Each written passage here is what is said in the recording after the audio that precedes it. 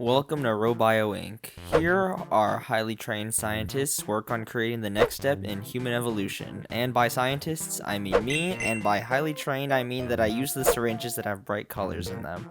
We've got the testing chambers where we perform all our experiments. Here's our room where we keep all our syringes. Here's a couple more rooms. And lastly, we have the core. I don't really know what it's for, but it does look pretty.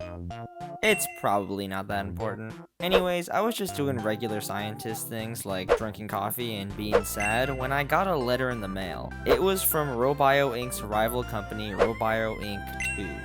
Yeah, that's what they were called. I forgot to trademark the company name and now I have to live with it. Anyways, the letter contained the regular insults about how terrible our company was and how they were better because they had a 2 in their name. It was pretty standard until I got to the end of the letter, where it said that Robio Inc 2 had successfully engineered the perfect human. At first, I thought this was total crap, because although Robio 2 seems like a better company, just because they have a team of scientists who actually went to college doesn't mean they're better. But then I got to the photographic proof. Never before have I seen such a perfect specimen, a powerful hunk of a man with what appeared to be electric powers, and everyone knows giving humans electricity powers is a logical next step in human evolution. After reading the letter, I knew I had to do something about it. I whipped out a pen and paper and wrote a letter of my own. I won't bore you with the details of the letter, but I essentially said my genetically modified human can beat your genetically modified human, and told them to meet me in the arena of death in 1 week for a fight. Now, the problem with sending this letter was that 1, I had no idea where to deliver it because I forgot Robio Inc 2's address, and 2, I had no genetically modified human of my own.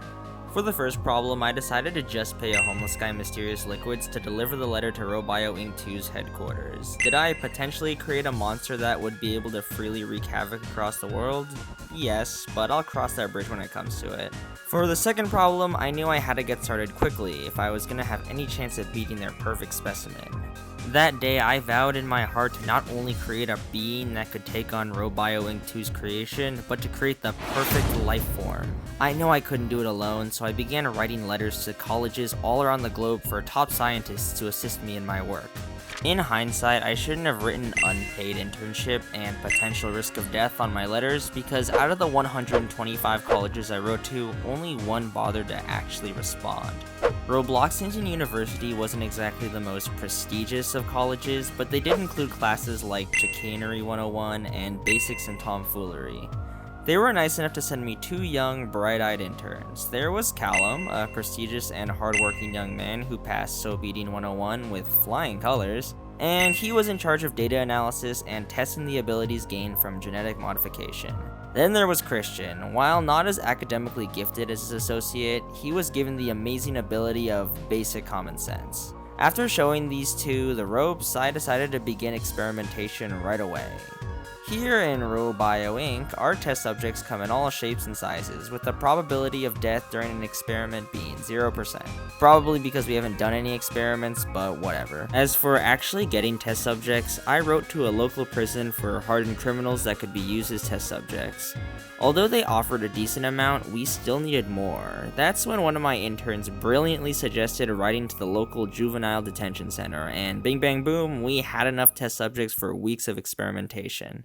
We began work on our first test subject. John was sent to the prison because of the vile crimes of jaywalking, disturbing the peace, and being, and I quote, a negative Nancy.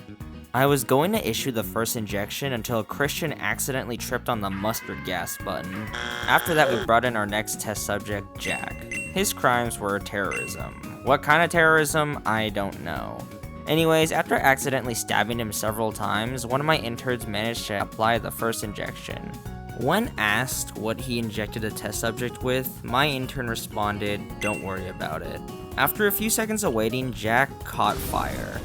Now, fire abilities would be cool, but it turns out having fire abilities and having fire immunity aren't a combined package. After scraping the ashes of Jack off the floor, we brought in our next test subject. We had Mason, whose story I didn't even get to hear because as soon as he entered the room, one of my interns pressed the explode head button. One question about it, he said I wanted to see what it would do.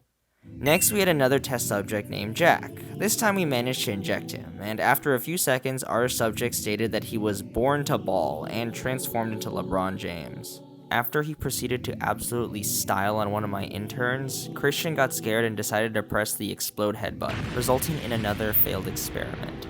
The next test subject we had was named June. This subject was actually successfully injected several times. Throughout the experimentation, June gained the abilities of King Midas, being able to turn things into gold. She also gained the ability to eat extremely hot Takis. Eventually, the subject was given the ability to summon a weird sphere-like object that surrounded them. One of the interns believed that it was some sort of shield and attacked the subject with a lightsaber. I'll spare you the details of that incident. After hours of injections, failures, cups of coffee, chicanery, and ignoring the rising temperatures in the facility, my interns and I created an injection through the power of mixing the chemicals underneath the bathroom sink together. The subject that would be injected was named Jefferson, who was sent to prison for the following: war crimes, assault, first, second, and third degree murder, tax fraud, tax evasion, and finally, streaking. Yup, giving this guy potentially superhuman abilities was a good idea. Anyways, the injection was given, and somehow, someway, Jefferson managed to survive despite the sheer amount of chemicals pumping through his body. Now that we had an actual surviving test subject, the question was brought up: could this guy be a candidate for the perfect life form?